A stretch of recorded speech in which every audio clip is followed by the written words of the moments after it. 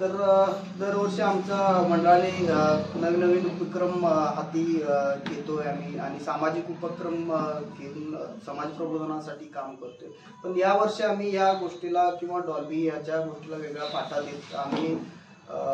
सध्या राज्यामध्ये मराठा आरक्षणाचा मुद्दा ऐरणीवर असताना सरकारचं याकडे कुठलंही गांभीर्याने लक्ष देत नाही किंवा हे लक्ष वेधण्यासाठीच आम्ही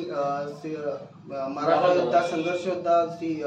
मनोज जरांगे पाटील साहेब यांचा एक सजीव देखावा रॅलीच्या रूपाने आम्ही साबेवाडी गावामध्ये आयोजित केलाय आणि यामध्ये मराठा किंवा संपूर्ण समाजाच्या वतीने पूर्ण असा भरघोस असा प्रतिसाद मिळालेला आहे